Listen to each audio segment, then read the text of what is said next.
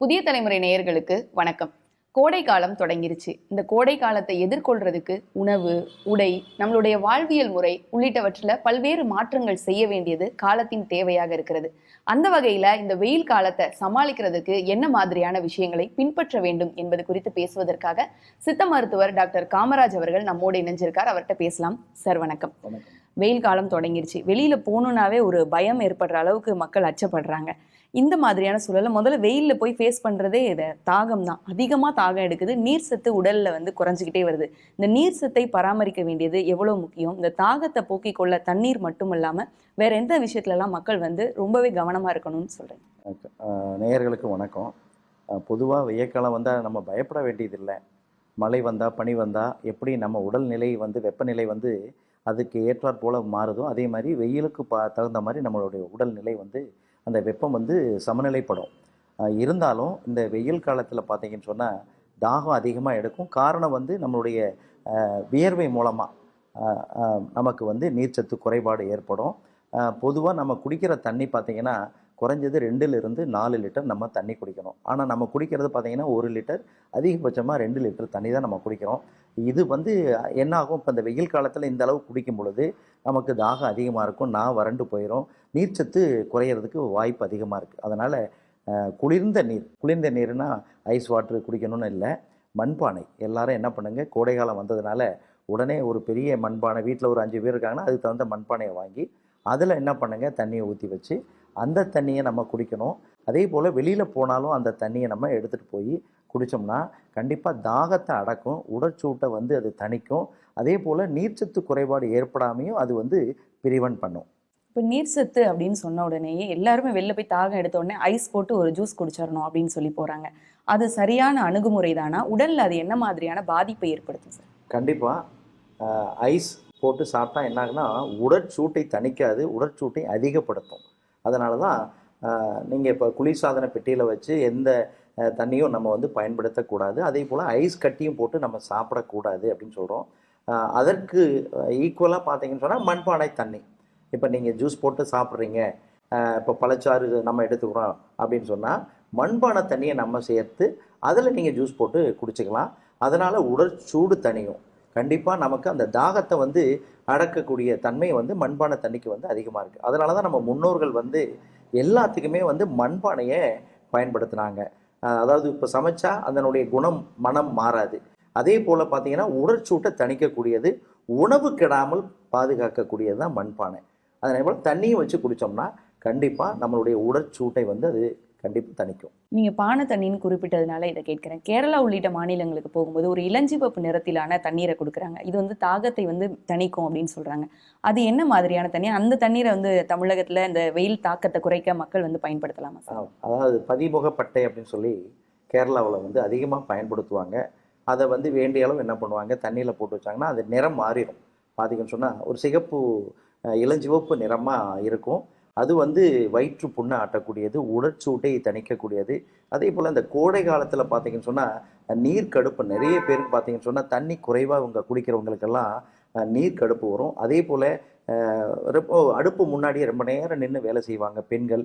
அதே போல் சமையல் கலை நிபுணர்கள், அதே போல் வெயிலில் வேலை செய்கிறவங்க, இவங்களுக்கெல்லாம் பார்த்தீங்கன்னு சொன்னால் இந்த நீர் கடுப்பு, நீர் எரிச்சல் இதெல்லாமே காமனாக ஏற்படக்கூடியது. அதே போல் மலக்கட்டு பிரச்சனை ஏற்படும். இதையெல்லாம் தணிக்கக்கூடிய ஆற்றல் அந்த பதின்முக பட்டைக்கு இருக்குது. அதே போல் நம்ம ஊரில் என்ன பண்ணுவாங்கன்னா, வெட்டி வேர் இருக்கு இல்லையா, அந்த வெட்டி வேரை தண்ணியில் ஊற வச்சு அந்த தண்ணியை நம்ம குடிப்பாங்க. இதுவும் குளிர்ச்சி உண்டாக்கி, சித்த மருத்துவத்தில் குளிர்ச்சி உண்டாக்கி மூலிகைகள் நிறைய நம்ம பயன்படுத்துகிறோம்.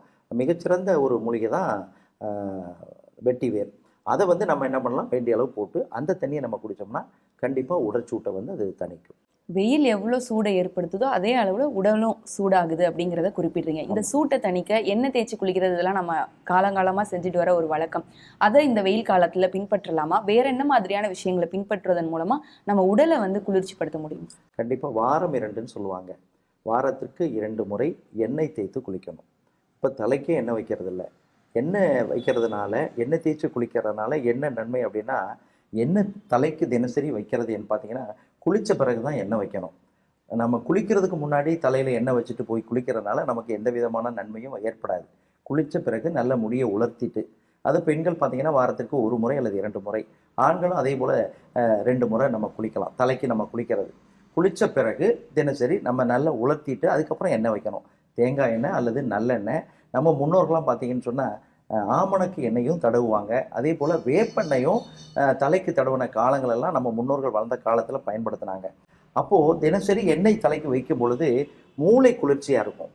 மூளை குளிர்ச்சி அடையும். அதே போல் கண் பார்வை வந்து குறைவு ஏற்படாது. மூளை ரத்த ஓட்டம், இப்போ தலைக்கு எண்ணெய் வச்சு நம்ம தேய்க்கிறனால அது ஒரு ஸ்டிமுலண்ட் தான். நம்ம பிளட் வெசல்ஸை வந்து நம்ம இப்போ தேய்க்கிறதுனால அது வந்து தூண்டப்படுது. அப்போது ரத்த ஓட்டம் சீராகும், மூளையில் அடைப்பு ஏற்படாது, கண்களுக்கு ரத்த ஓட்டம் சீராகும், கண் பார்வை வந்து நமக்கு தெளிவாக இருக்கும். அதனால தான் தினசரி தலைக்கு எண்ணெய் வைக்கிறாங்க. அதே போல் வாரத்திற்கு 1 முறை 2 முறை எண்ணெய் தேய்ச்சி குளித்தா இந்த முற்று உடலுமே வந்து பிளட் சர்க்குலேஷன் வந்து ஈவனாக இருக்கும். எந்த அடைப்பும் ஏற்படாது, மூட்டு வலி வராது, உடற்சூடு ஏற்படாது, மூலம் பௌத்திரம் வராது, கண் நோய் வராது. அதே போல் இதயத்தின் வாழ்வுகளில் வந்து அடைப்பு ஏற்படாது, ரத்த ஓட்டம் சீராக இருக்கும் பொழுது. அதே போல் மலக்கட்டு பிரச்சனை, உடற்சூடுனால ஏற்படக்கூடிய அந்த மலக்கட்டு பிரச்சனையும் நம்ம எண்ணெய் தேய்ச்சி குளிக்கிறதுனால ஏற்படாது. இன்னும் குறிப்பிட்டு சொல்லணும்னா வெரிகோஸ் வெயின். இப்போ காலில் பார்த்தீங்கன்னா நிறைய பேருக்கு உடல் பருமனாக இருக்கிறவங்க, உடல் எடை அதிகமாக இருக்கிறவங்களுக்கு பார்த்தீங்கன்னா காலில் வெரிகோஸ் வெயின் இருக்கும். அந்த வெரிகோஸ் வெயினும் நம்ம எண்ணெய் தேய்ச்சி குளிக்கிறதுனால வரவே வராது. நம்ம முன்னோர்கள் வாழ்ந்த காலத்தில் யாருக்கும் வெரிகோஸ் வெயின் அதிகமாக இருந்ததில்லை.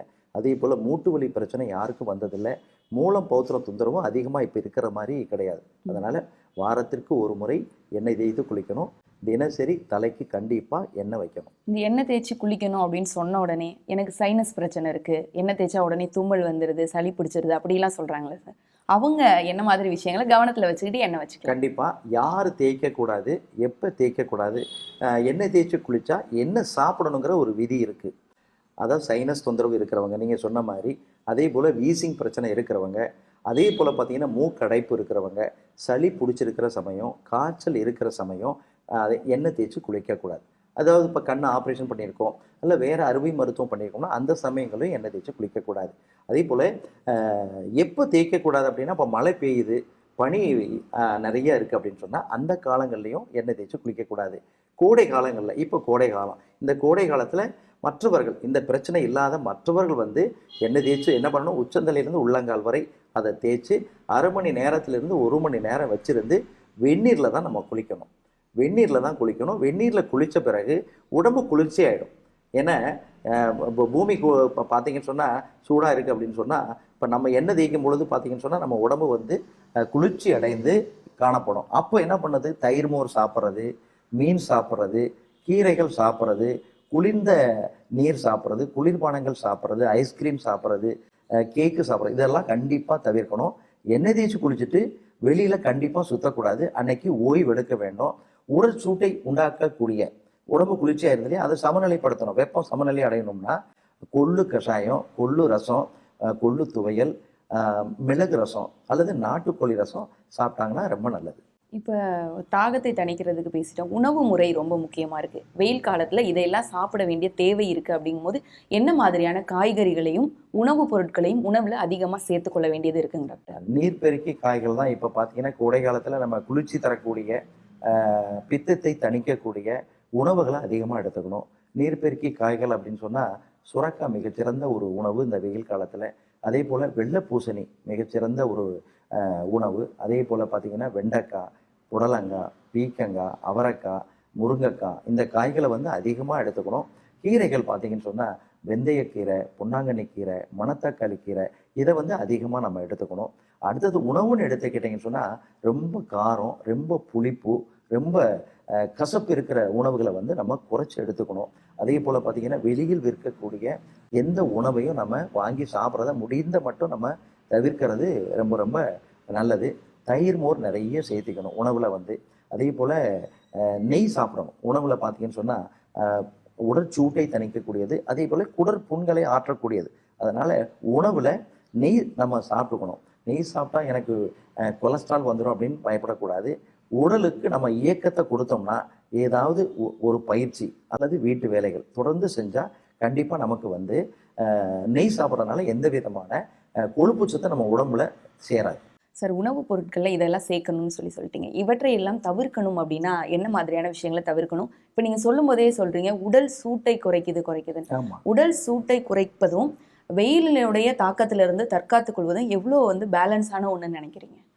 கண்டிப்பா. ஏன்னா வெயில் காலத்துல நிறைய நோய்கள் நமக்கு ஏற்படும்.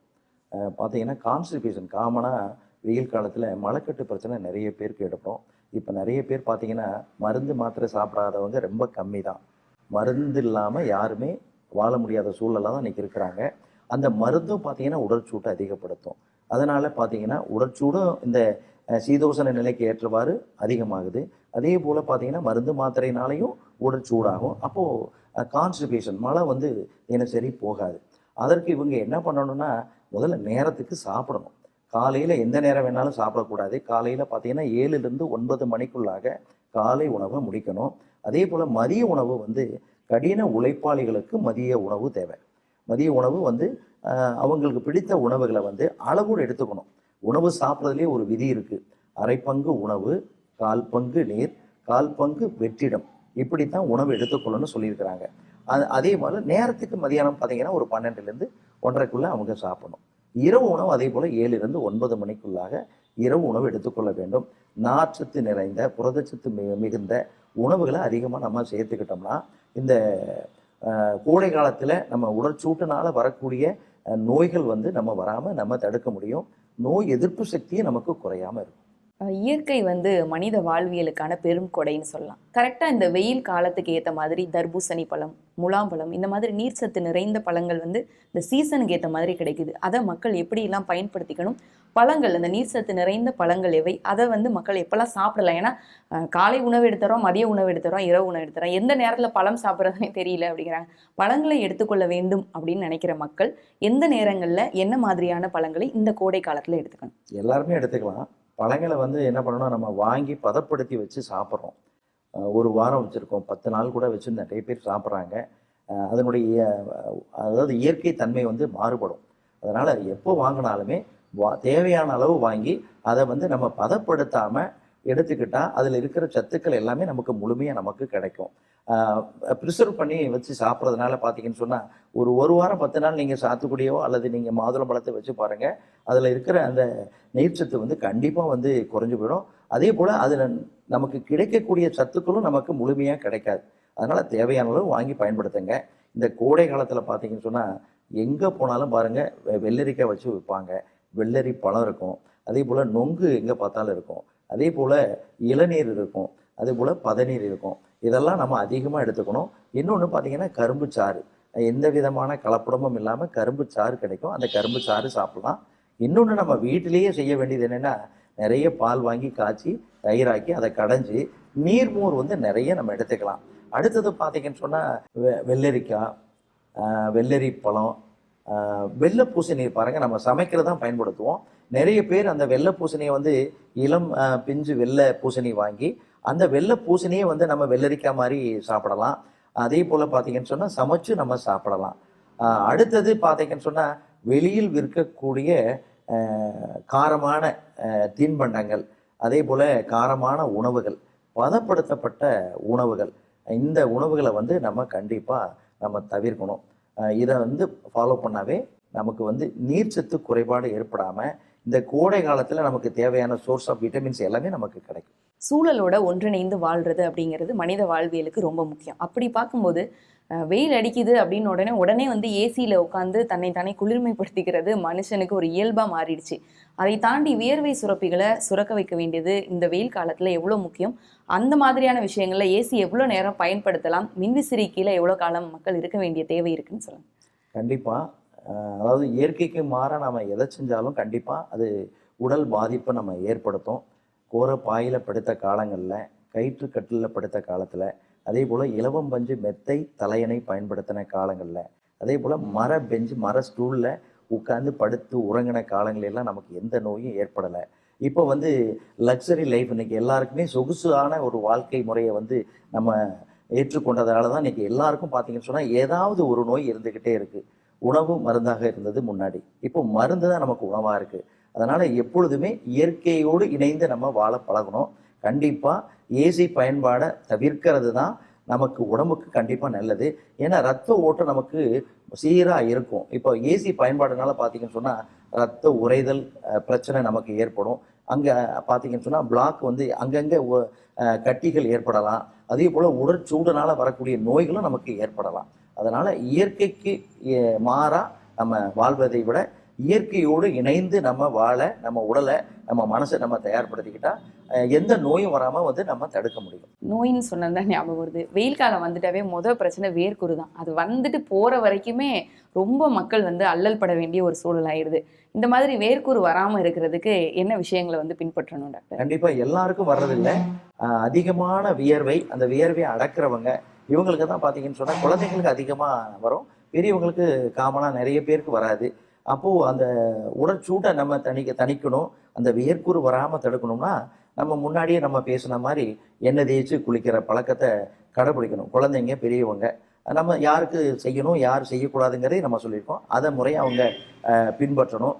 அடுத்தது பார்த்தீங்கன்னு சொன்னால் குழந்தைங்களுக்கு ரொம்ப காரமான உணவுகளை கொடுக்காம நீர்ச்சத்து நிறைந்த உணவுகள், கீரைகள், பழங்களை வந்து அதிகமாக கொடுக்கணும். காற்றோட்டமாக இருக்கிற மாதிரி இருக்கிற அறை ஆகட்டும் அல்லது நம்ம தூங்கக்கூடிய அறைகளாக இருந்தாலும் நல்ல வென்டிலேஷன் இருக்கிற மாதிரி அவங்க இப்போ இருந்துக்கிட்டாங்கன்னா கண்டிப்பாக அந்த வியர்க்குரு வராது.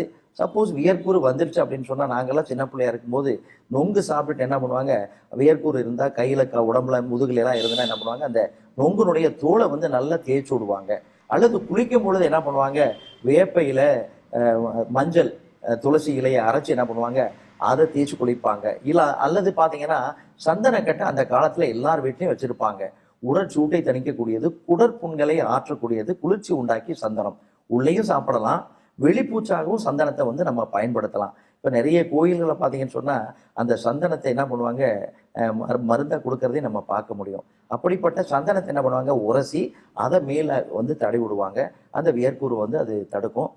அடுத்தது பார்த்தீங்கன்னு சொன்னால் குளிர்ந்த நீரில் குளிப்பாட்டி விடுவாங்க. காட்டன் வகை ஆடைகளை வந்து குழந்தைங்க, பெரியவங்க எல்லாருமே பயன்படுத்துவாங்க. இறுக்கமான ஆடைகளை வந்து கண்டிப்பாக நம்ம தவிர்க்கணும். நீங்கள் வந்து வேர்க்குருக்கு வந்து வீட்டில் இருக்க பொருட்களே மருந்தாக இருக்கும் அப்படின்னு சொல்கிறீங்க.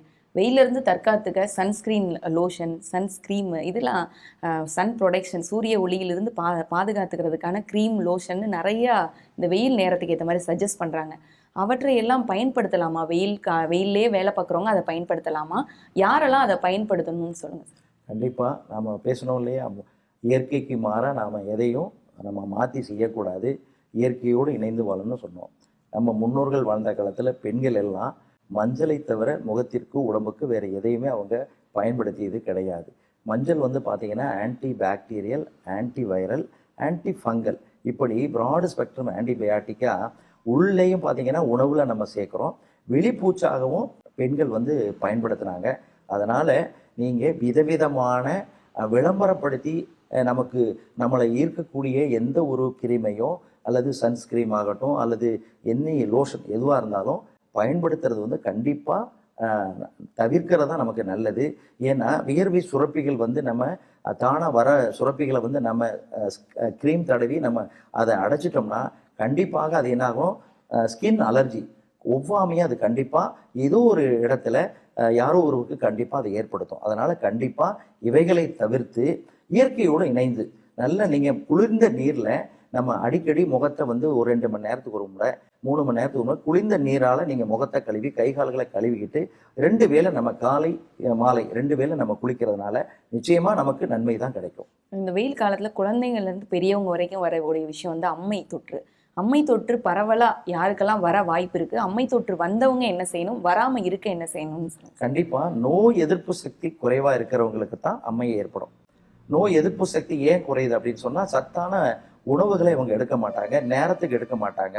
அதே போல் பார்த்தீங்கன்னு சொன்னால் கான்ஸ்டிபேஷன் சொல்லக்கூடிய மலக்கட்டு பிரச்சனை நிறைய பேருக்கு இருக்குது. அதே போல் தூக்கம் குறைவாக இருக்கும். இவங்களுக்கு தான் வந்து நோய் எதிர்ப்பு சக்தி குறையும். அவங்கள தான் இந்த வைரஸ் வந்து தாக்கும். அதனால் அம்மை பாதிப்பு ஏற்படும். இப்போ பாதிப்பு வந்துடுச்சுன்னு சொன்னால் அவங்களுக்கு குளிர்ச்சி உண்டாக்கி உணவுகளை கொடுப்பாங்க. அதிகமான பழங்கள், பழச்சாறு கொடுக்கறது, நீர்மோர் அதிகமாக கொடுக்கறது, அதே போல் வந்து அதிகமான வெப்பம் தாக்காதவாறு அவங்கள பயன்படுத்துறது. அங்கேயும் பார்த்தீங்கன்னா மஞ்சளை தான் நம்ம முன்னோர்கள் வந்து பயன்படுத்தி இருக்கிறாங்க. அதே போல் வேப்பிலையை பார்த்தீங்கன்னு சொன்னால் நம்மளுடைய தலை அணை பக்கத்தில் நிறைய வேப்பிலையை போட்டு வைப்பாங்க. நம்மளுடைய வீட்டினுடைய நுழைவாயிலில் வேப்பிலையை சொருகி வைப்பாங்க. எதற்காக அப்படின்னு கேட்டால் மஞ்சளும் வேப்பிலையும், மஞ்சள் வந்து வேப்பிலையும் ஆன்டிபயாட்டிக்கா வேலை செய்யக்கூடியது. உடம்புல வந்து தொற்று இருந்தால் அந்த தொற்றை வந்து நீக்கக்கூடியது, எதிர்ப்பு சக்தியை நமக்கு உண்டாக்கக்கூடியது. அதே போல் குளிக்கிற தண்ணியிலையும் பார்த்தீங்கன்னா வேப்பிலையும் மஞ்சளையும் கலந்து அந்த தண்ணியில தான் குளிப்பாட்டுவாங்க. அதனால எதிர்ப்பு சக்தி குறையாம இருக்கணும் அப்படின்னா சரியான நேரத்தில் சத்தான உணவுகளை அந்தந்த வயதுக்கு தக்கவாறு நாம் எடுத்துக்கொண்டா எதிர்ப்பு சக்தி குறையாது.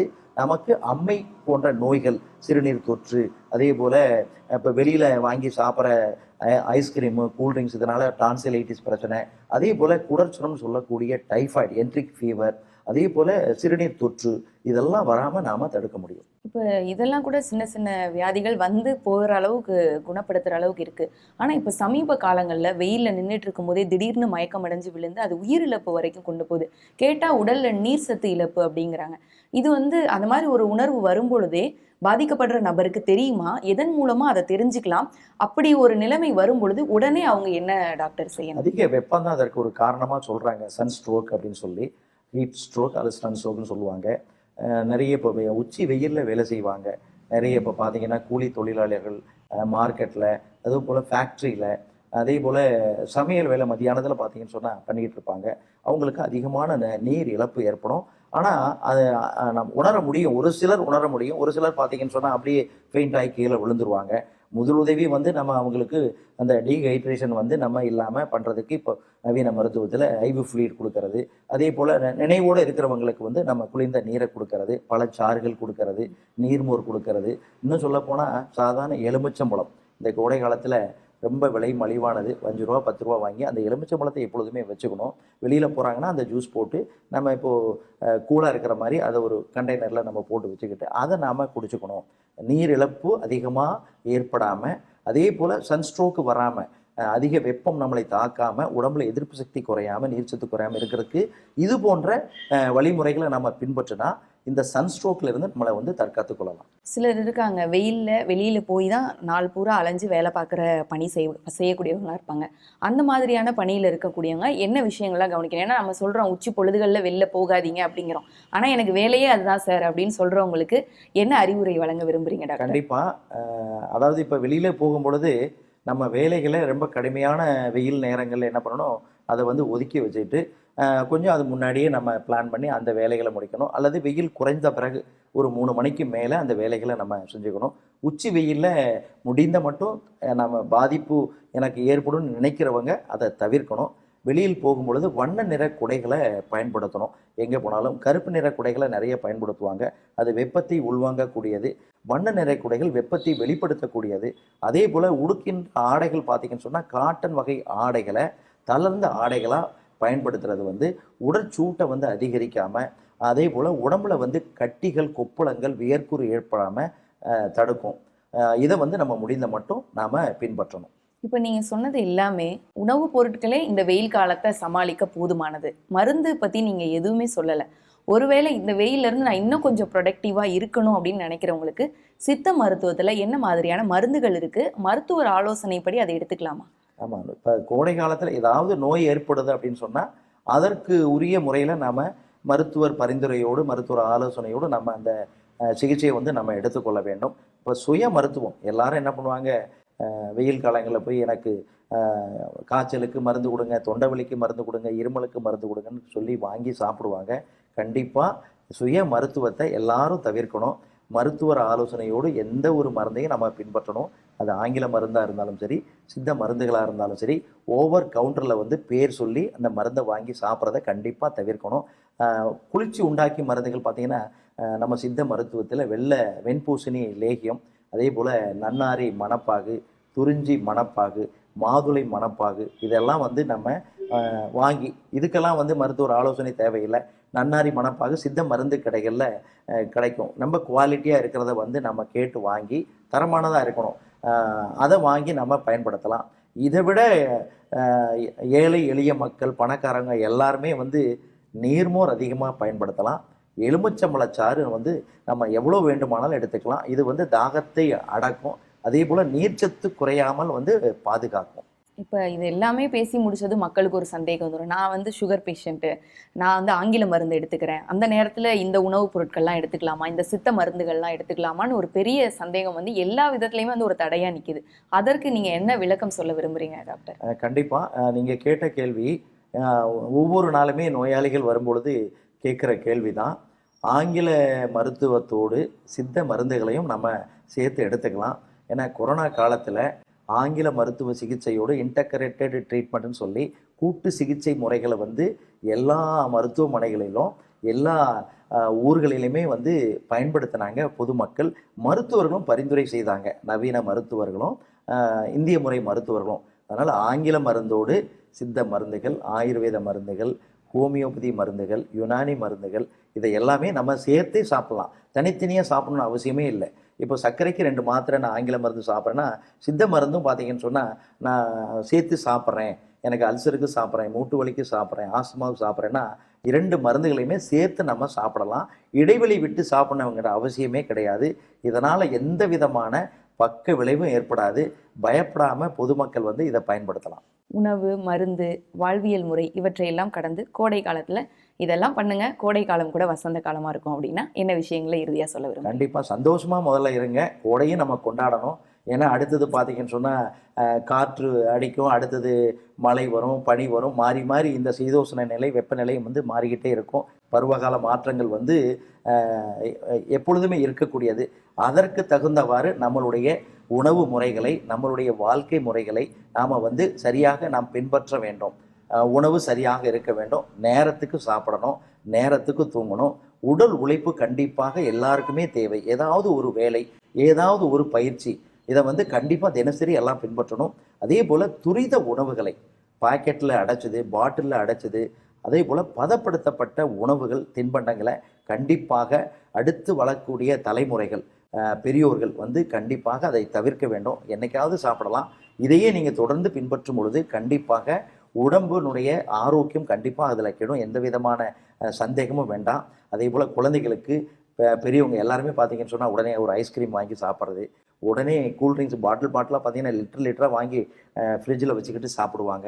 இதையெல்லாம் நீங்கள் தவிர்க்கணும் அப்படின்னு சொல்லி கேட்டுக்கிட்டு, நோய் இல்லாமல் வாழ்கிறதுக்கு என்ன வழி, மருந்து இல்லாமல் வாழ்கிறதுக்கு என்ன வழிமுறைகள், அதே போல் நீண்ட ஆயுளோடு ஒரு 80-90 வருஷம் வாழணும், அதுக்கு நாம் என்ன செய்ய வேண்டும், மகிழ்ச்சியாக வாழணும். இந்த 80 வருஷம் 90 வருஷமும் மகிழ்ச்சியாக வாழணும்னா நாம் என்ன செய்ய வேண்டும் என்ற விழிப்புணர்வு இந்த நிகழ்ச்சி மூலமாக ஒவ்வொருவருக்கும் எழ வேண்டும்.